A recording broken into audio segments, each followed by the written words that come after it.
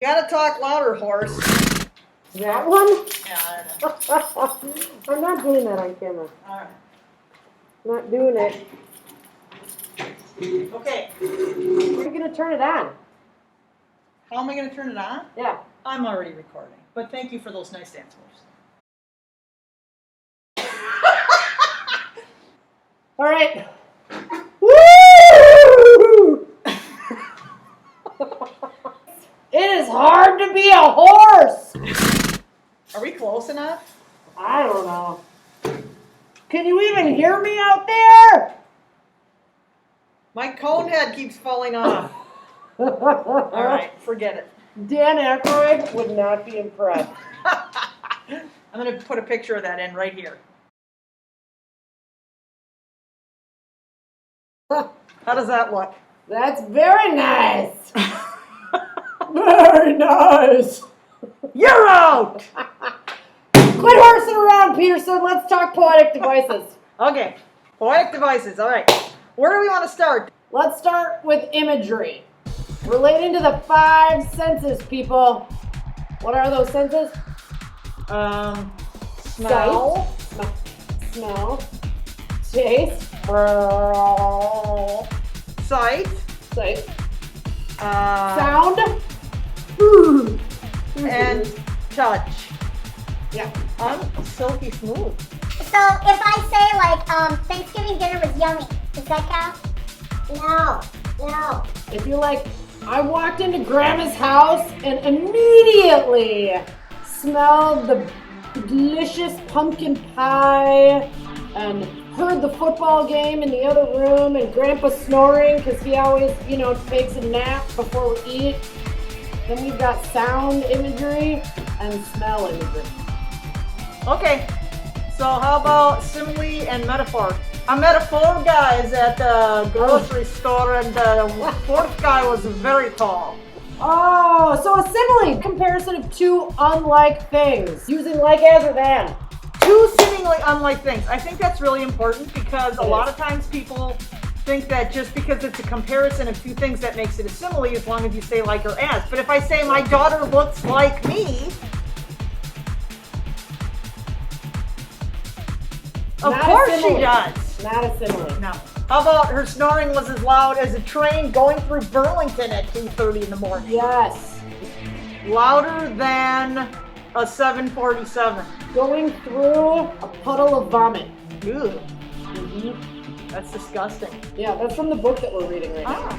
Yep. He Okay. hears a girl throwing up and he says that it sounds like a 747 landing in a runway full of vomit. Alright, so then the metaphor. Yeah. Direct comparison of 2 unlike things. Okay, so direct comparison. So no like or as. My mother is the queen. Yeah. He is a pig. My snoring husband is a train at 2:30 in the morning. COVID Batman and COVID poo. COVID poo. Ew. That's gross. Hyperbole, people. Over-exaggeration for effect. Parents are really good at hyperbole. I know, because I'm a parent. We say things like, You never clean your room. If you don't pick that up, you're grounded for 2 years. Sue is not allowed to have a friend over until she's 35. Yeah. that's hyperbole. Hyperbole. Over-exaggeration for effect. Onomatopoeia. Those are fun words, right? O-N-O-M-A-T-O-P-O-E-I-A. Wow! That sounds like a yodel.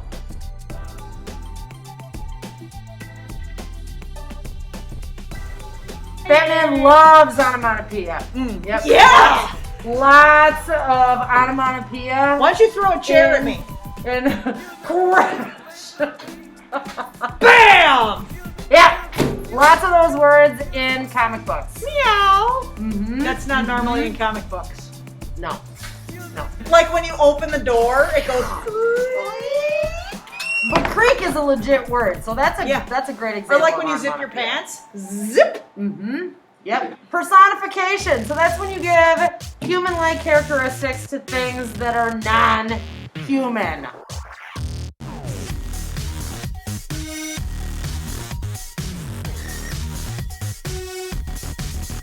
Okay, notice the word person and personification. That will remind you that it gives human, person qualities to something that's not a human or person. You got an example? The Batmobile shrieked as it squealed out of the parking lot. Oh, you used onomatopoeia in there too. Yeah, I did. Deal, very nice. 2-for-1 deal right there. That is a bargain.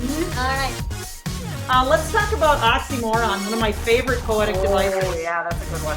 That's when you have a word or phrase that seems to contradict itself. Like jumbo shrimp. Boneless ribs. What else do we have? Bittersweet. Busy doing nothing. I love that one. Yeah, that's a fun one. That's my life. How many people out there right now are busy doing nothing? Well, this is not nothing. This is incredible. This Right. is entertainment at its best. Yeah. And hopefully you're filling out the sheet. Yeah. All right, what do we got next? Symbolism. So a symbol is something that stands for or represents something else. Yeah, so it could be a color, like black can symbolize depression or evil, Your soul. emptiness. Red could symbolize love, or it could symbolize anger. So lots of different things. You kind of have to keep it in context. But a name can also be a symbol, like faith or grace.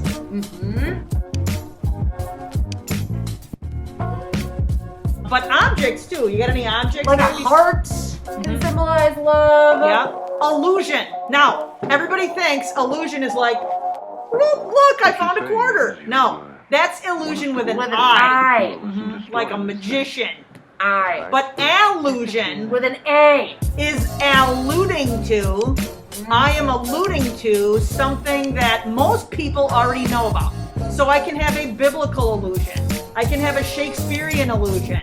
It's Lots just, of like Greek and Roman mythological illusion. they don't explain it. They just kind of allude to it. They reference it because they assume most people know what they're talking about. Yeah, so we're reading Absolute True Diary right now, and there is an allusion to the Wizard of Oz in there because Junior meets Penelope's dad, and he's like the great and powerful Earl. Okay, let's talk about alliteration and assonance. Ooh, good stuff. You want to cover up alliteration and I'll cover assonance? Sure. So alliteration, repetition of consonant sounds, like Sally sells seashells by the seashore. Okay, so We does all that know mean I repeat the same consonant over and over, or does it have to be the consonant sound? It's the sound, the repetition of the sound. You could also throw in there like Celeste sells seashells, and Celeste starts with a C, not an S. Yeah. So it's the sound more so than. It's the same sound, so that still counts as alliteration. Yep, sure does. Got it. Assonance is the same thing, except it deals with vowel sounds. So if I said, Pete feels really weak when he eats cheese. you know, because he's lactose intolerant. Poor So guy. E sound over and over again, that's assonance. That's very nice. Very nice. You want to talk about the difference between tone and mood? Oh my gosh. When we talk about tone, we're talking about the author's attitude toward the subject in a poem, in a story. So, and that usually comes across in their language choice and stuff like that. So there is this poem by Billy Collins called Child Development, and he's talking about how little kids get in trouble from their parents for calling their friends names when they learn about like name calling, and they call people like poop on the floor, and the kids get in trouble when they do it, you know, from their parents. And yet at the same time, adults are kind of in their minds name calling the people that they're working with, their colleagues and stuff, that they're kind of like hanging out with at dinner parties discussing work, but in their mind's eye, you know, rolling their eyes and calling them names like dopey dope. We're doing it too, you know, as adults. These things that we're kind of finger wagging our kids on. So kind of a serious tone. The mood, however, is a little bit different. Why don't you tell us about The that? way that mood is different from tone is that mood has more to do with how readers are made to feel about the subject. So not necessarily what the author's putting down, but what we're picking up. That's good. That's good. When you read a poem by a very accomplished poet that says poop on the floor, that's funny. When you are called out for being an adult who is eye-rolling his professional colleagues and calling them dopey dope and silly pants, that's pretty funny stuff.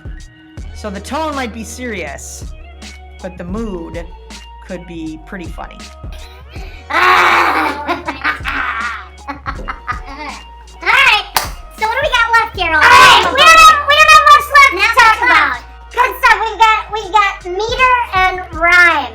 Meter, hey, I met her yesterday. Not that kind. Oh, not that kind. So meter in poetry has to do with a pattern of stressed and unstressed syllables.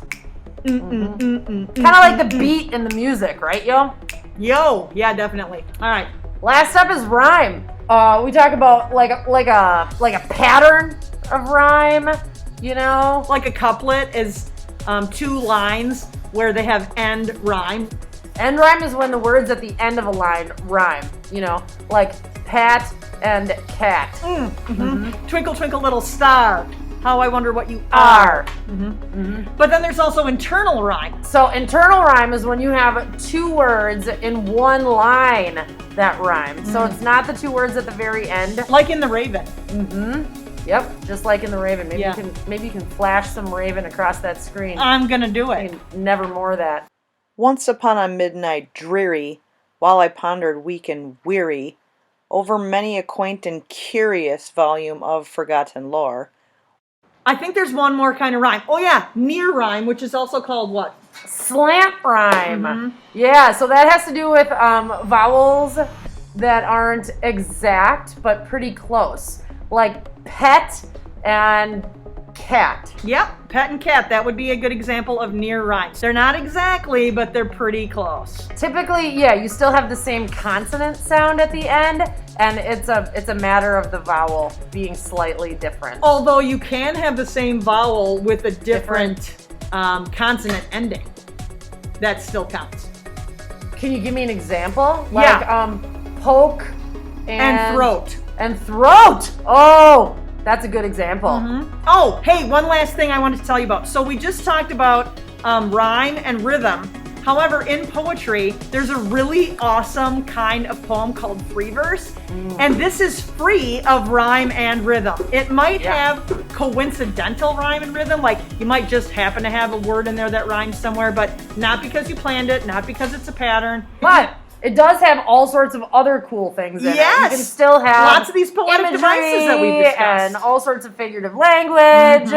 Just free verse is when you don't have a regular pattern of meter or rhyme. Yeah. Repetition. Oh, yeah. You can repeat words. You can repeat phrases. You can even repeat word parts.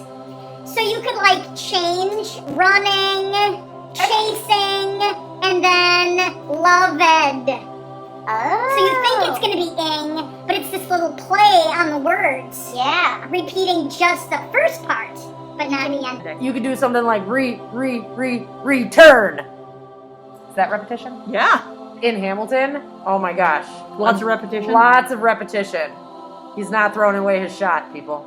He's not. He's not doing it. Not doing it. All right, well, hopefully this gives you a little flavor for the poetic devices. Plus, you got to see Miss Thole dance with a horse mask on. That one? I'm not doing that on camera. I'm not doing it. Okay. Hey, make that laugh we were talking about before. Yeah.